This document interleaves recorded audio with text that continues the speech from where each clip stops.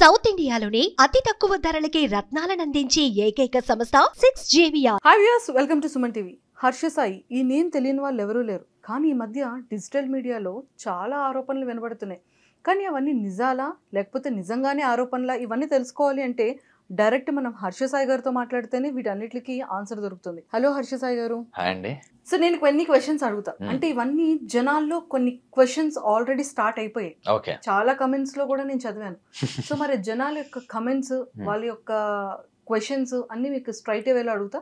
మీరు జెన్యూన్ గా ఆన్సర్ చెప్తారా? జెన్యూన్ గా ఆన్సర్ చెప్తా. First question please. Harsha Sai betting apps ని ప్రమోట్ చేయడం అనేది అది చాలా పెద్ద ఆరోపణగా ఇప్పుడు అంతా వినపడుతుంది. అది ఎంతవరకు కరెక్ట్ అంటారు? అది మీరు చేయడం కరెక్టేనా? నేను మిమ్మల్ని ఒక క్వశ్చన్ అడుగుతాను అనుకోండి. ఏంటంటే బేసిక్గా మీరు టిక్ టాక్ అన్న యాప్ని వాడారా? ఎస్. మీకు ఇష్టమేనా అది? ఓకే. ఆ బ్యాన్ అయిన టిక్ టాక్ని ఇప్పుడు వాడలేకపోతున్నా. కానీ భారతదేశంలో నలుమూలల యువత ఎందుకు బెట్టింగ్ని ఆడగలుగుతుంది? ఏ బెట్టింగ్ అన్నది ఇల్లీగల్ కదా. ఇక్కడే ఒక కిటుకు ఉంది. ఏ సమస్యకైనా సమాధానం దాని మూల కారణం ఏంటి అన్నది కనిపెట్టడంలో ఉంది. ఇప్పుడు బెట్టింగ్ అన్న సమస్యని అరికట్టాలంటే ఏం చేయాలి తెలుసా? భారతదేశంలో ఆ బెట్టింగ్ యాప్లు ఓపెన్ అవ్వకుండా దాన్ని తీవ్రంగా బ్యాన్ చేయాలి. ఎందుకంటే మీకు ఇంకొక సింపుల్ ఎనాలజీ చెప్తా. ఇప్పుడు ఒకరు ప్రమోట్ చేశారు, ఆయన ప్రమోషన్ ఆపారు అనుకోండి, ఇంకొకరు చేస్తారు. వాళ్ళందరూ ప్రమోషన్ కూడా ఆపితే డైరెక్ట్గా యూట్యూబ్లో 5 seconds యాడ్ ఉందో చూసారా, దాని ముందు ప్లే అయిపోతున్నాయి. లేదా ఇన్స్టాగ్రామ్ స్టోరీస్లో స్క్రోల్ చేస్తుంటే ప్లే అయిపోతున్నాయి.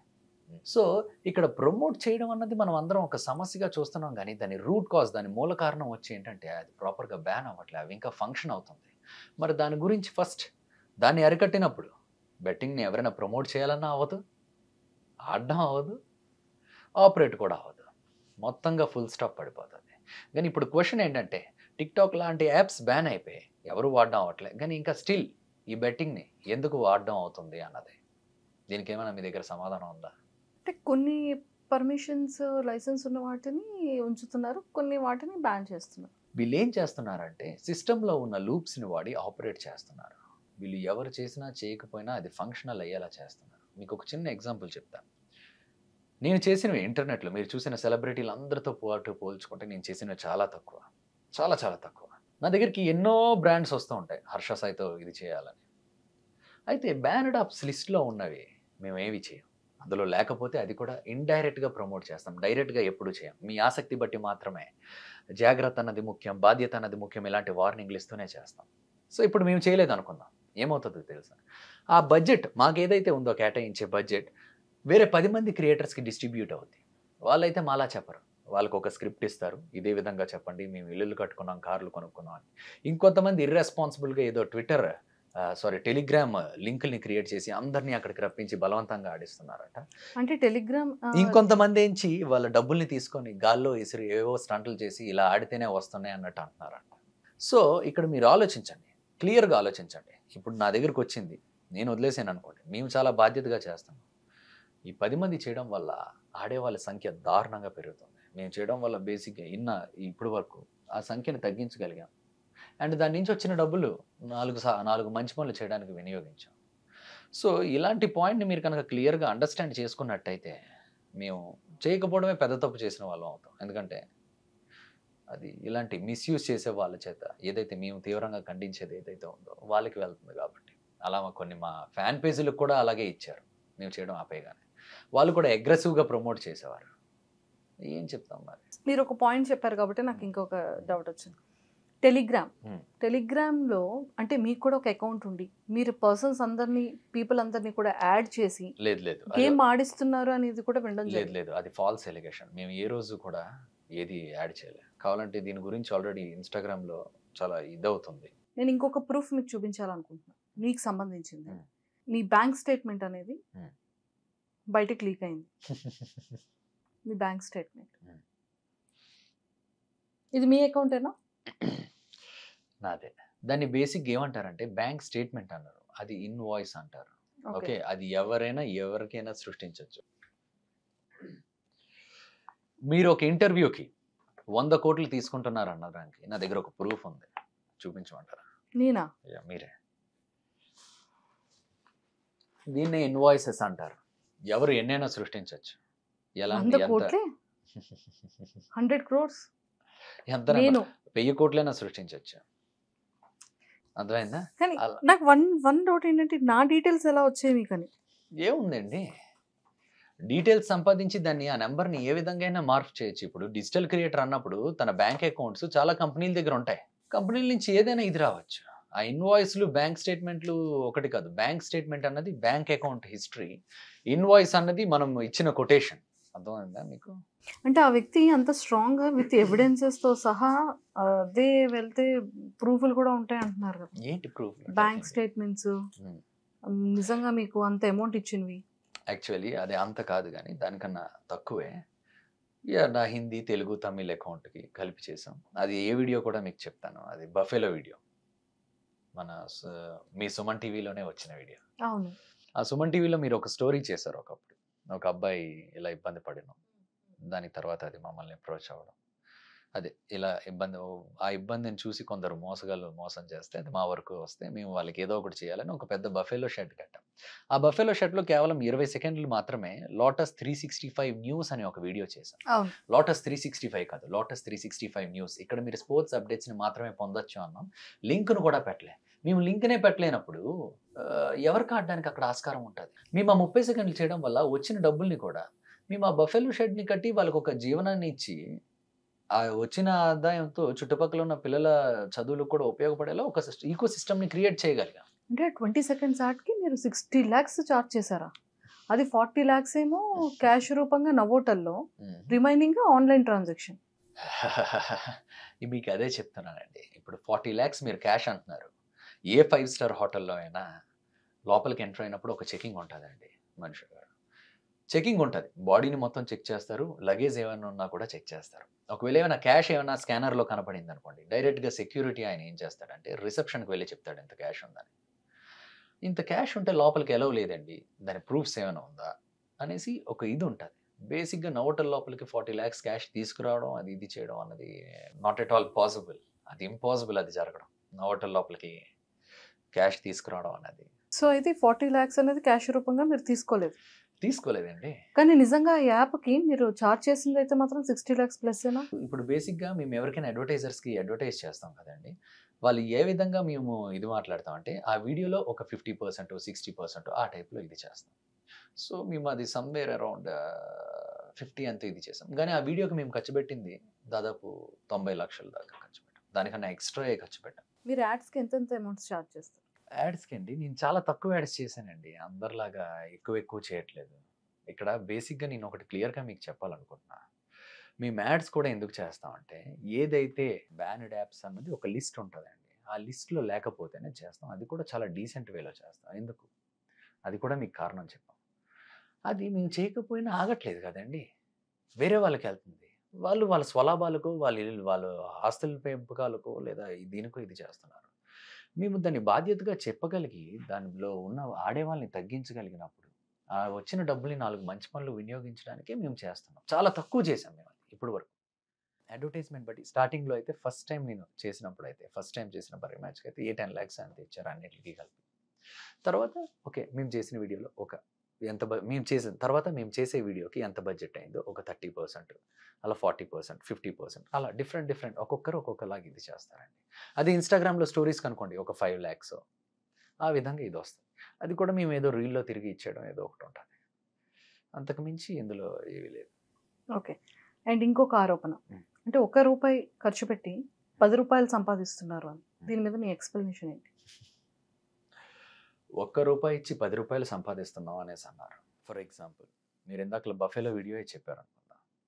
ఓకే, అందులో ఇన్వాయిస్ 65 లక్షలు అనేసి ఉంది. పోనీ అదే నిజం అనుకుందాం. ఓకే, పోనీ అదే నిజం అనుకుందాం. ఇన్వాయిస్ 65 లక్షలు ఉంది కదా, ₹1 ఇచ్చి ₹10 సంపాదించేవాడైతే ఏం చేయాలి? ఆ లెక్క ప్రకారం 65 లక్షలు వచ్చినప్పుడు 6 లక్షలు పెట్టి ఒక గేదో లేదా ఒక 2 గేదెలో ఇంత గడ్డి చిన్న షెడ్ ఏదో వేసి ఒక 5 లక్షలు 6 లక్షలు ఖర్చు పెట్టి మిగతాది ఆ 50 లక్షలు జోబీలో పెట్టుకోవాలి. కానీ మీకు తెలుసు మేము ఆ వీడియోకి ఎంత ఖర్చు పెట్టామన్నది, దాదాపు 80 నుంచి 90 లక్షల దాకా. మీరు అక్కడికి వెళ్తే స్వయంగా కుటుంబం కూడా కొంతవరకు ఖర్చు పెట్టింది, మిగతాది అక్కడ పనిచేసే కార్మికులు అందరికీ డబల్ రేట్లు ఇచ్చి మరి ఇది చేసాం. ఊరంతా అడిగినా చెప్తుంది. మీ దగ్గర ఎవరైతే వర్కర్స్ ఉంటారో, వర్క్ చేస్తారో మీతో పాటు ఉన్న వాళ్ళకి ఒక్కొక్క పర్సన్ మీద 15 to 20 బ్యాంక్ అకౌంట్స్ ఉన్నాయంటున్నారు. నిజమేనా? ఒక మనిషికి ఒక పాన్ కార్డు ఉంటుందండి. దాని కింద ఎన్ని అకౌంట్లు ఉన్నా ఆయన పేరు కిందే చూపిస్తుంది ఎంత డబ్బులున్నా. రెండోది, నా దగ్గర పనిచేసే వాళ్ళు ఎవరు సామాన్యమైన వ్యక్తులు, మధ్యతరగతి కన్నా తక్కువ కుటుంబం వ్యక్తులు, వాళ్ళ మీద కూడా ఆఖరికి ఈరోజు నేను మాట్లాడుతున్న దానికి వన్ ఆఫ్ ద రీజన్ కూడా అదే.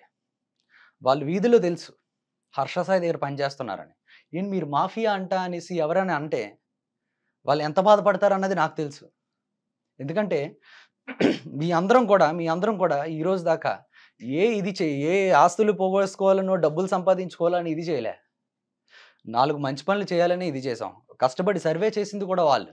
హర్ష గారు, ఇంకొక క్వశ్చన్. ఫల్క్నమ్ ప్యాలెస్ కానీ, బార్బర్ కానీ, బఫెలో కానీ, పిల్లలది కానీ, ఈ వీడియోస్ అన్నీ కూడా ఫేక్ అంటున్నారు.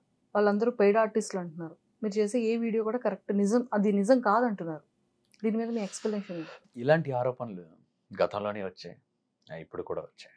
మీరు ఒక్కటి మాత్రం క్లియర్గా గమనిస్తే ఇలాంటి ఆరోపణలు ఎవరు వేస్తున్నారంటే మేబీ యూట్యూబ్లో వీడియో చేసుకున్న వాళ్ళు లేదా వేరే వాళ్ళు తప్పించి మీరు ఏ రోజైనా నిజంగా ఎవరైనా ఆరోపించడం చూసారా? ఇవన్నీ తప్పుడు. మాకెందుకండి అవసరం? సరే, ఆ పిల్లల్ని పిజ్జా షాప్కి మేమే పంపించామంటున్నారు. మీరు మీ మనసు సాక్షిగా చెప్పండి, మీరు అలా మురికి బట్టలు వేసుకున్న పిల్లలు హోటల్లోకి వాటిలోకి వస్తే వెళ్ళిపోమని దురుసుగా చెప్పిన వాళ్ళని మీ జీవితంలో ఎవరిని చూడలేదా? ముంబైలో అలాంటి స్లమ్స్ చాలా ఉంటాయండి. వాళ్ళు అలా వెళ్తూ ఉంటారు. కొందరు బాగానే రాణిస్తారు, కొందరు అలా వెళ్ళిపోతూ ఉంటారు, వెళ్ళిపోమంటారు. రెండూ ఉన్నాయి. సరే, అదైతే ఆ సమయంలో ఆ రీల్ అయితే బాగా వైరల్ అయిన రీల్. అది చూసి ఎందుకు ఇలా చేయకూడదు అనేసి అనుకున్నాను. అలా లేనిది ఉన్నట్టుగా క్రియేట్ చేయడం ఎవరికి అవసరం అండి?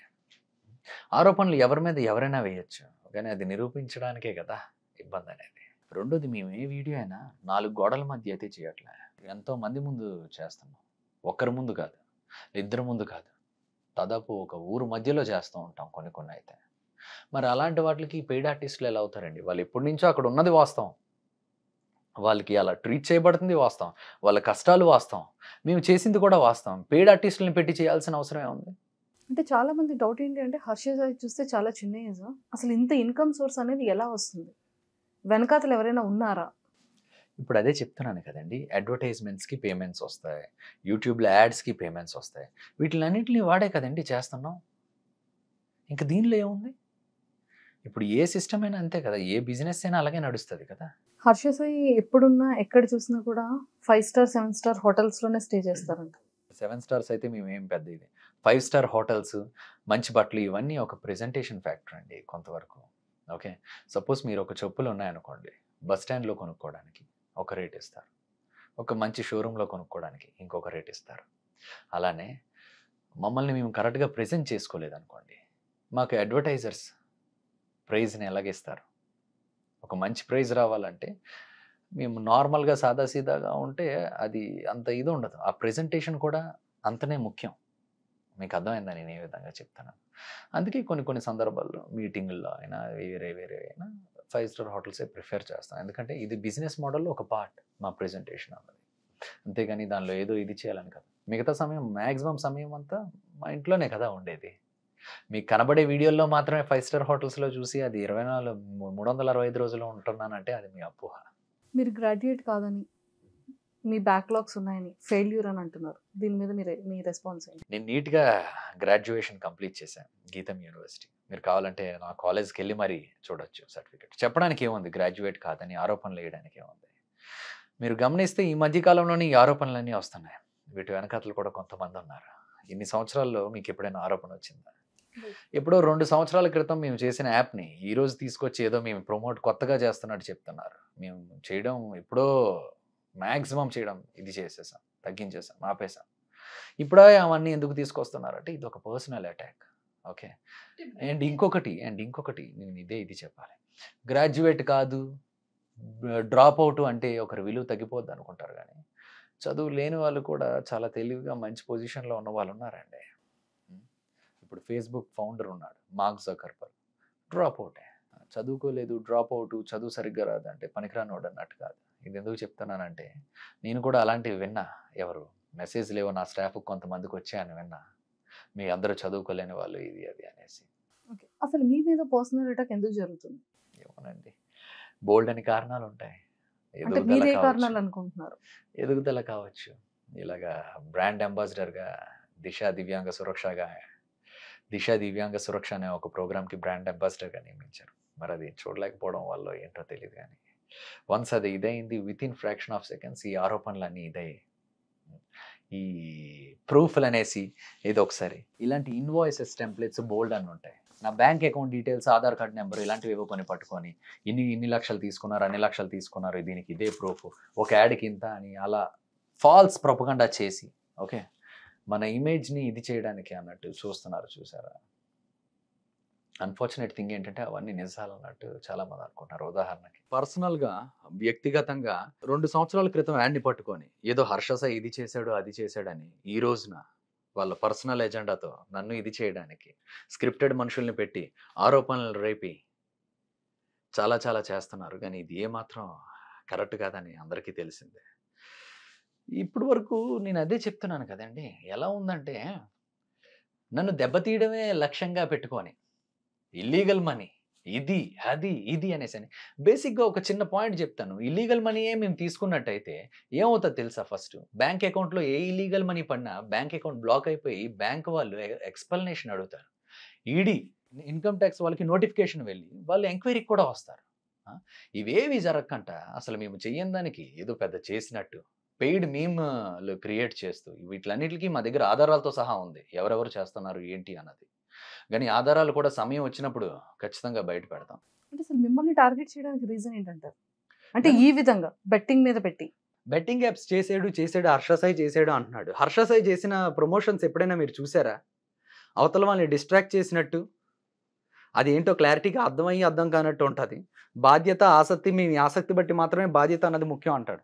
ఇప్పుడు హర్ష సాయి చేస్తే అలా ఆ విధంగా చేస్తే ఈ దాంతో ఇప్పుడు హర్ష సాయి చేసే దాంతో పోల్చుకో నేను చేయలేదనుకోండి, నేను చేయను అన్నాను అనుకోండి, సింపుల్గా కంపెనీ వాళ్ళు ఏం చేస్తారు?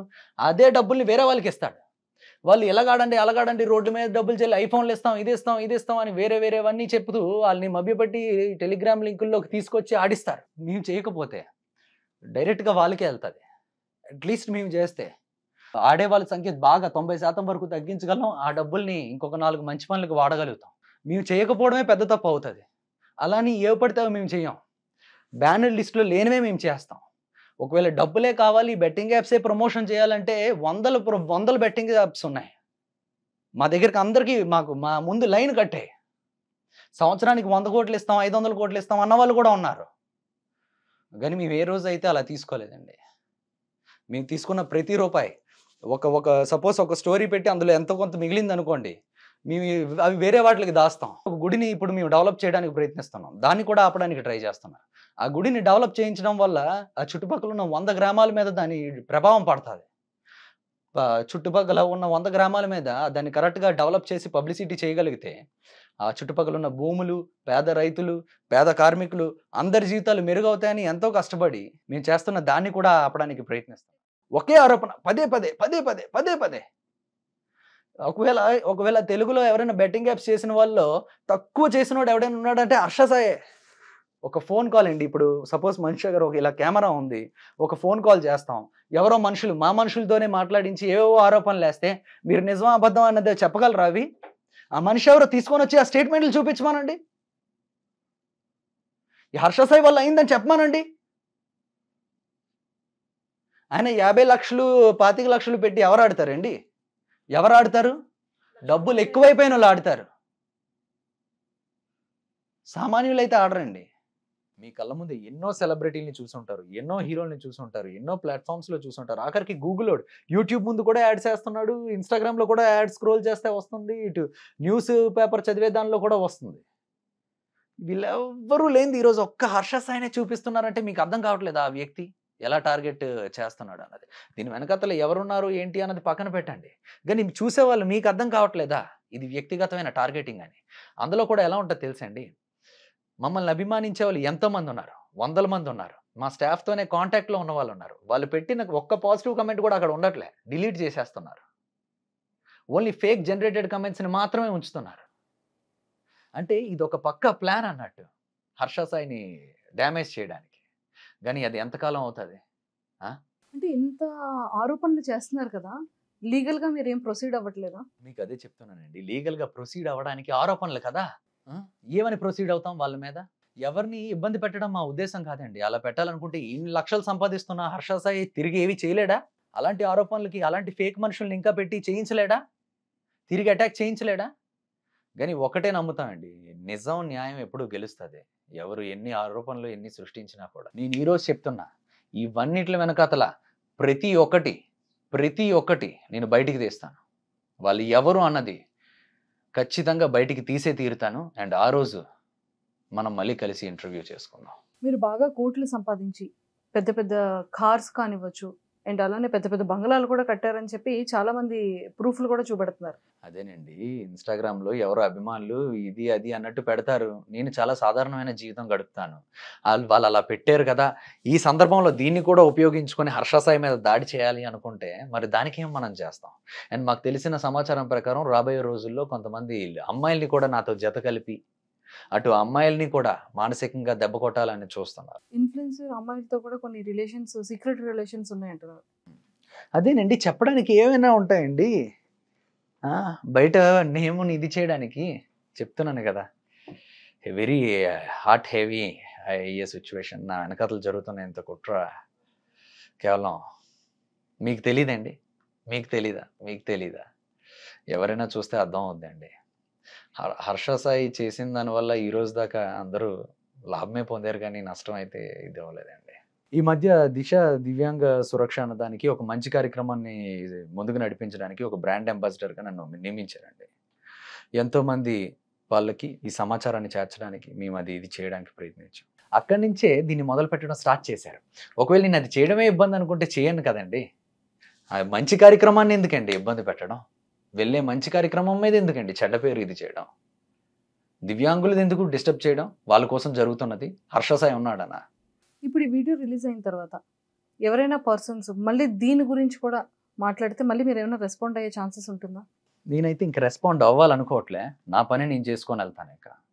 అండ్ ఇలాంటి ఆరోపణలు ఎన్ని వచ్చినా ఏం చేసినా అది జనాలకే వదిలేస్తున్నా. అది ఎంతవరకు నిజం అబద్ధం అని తెలుసుకోవడం కోసం. హర్ష సాయి గారు, thank you so much. All the very best.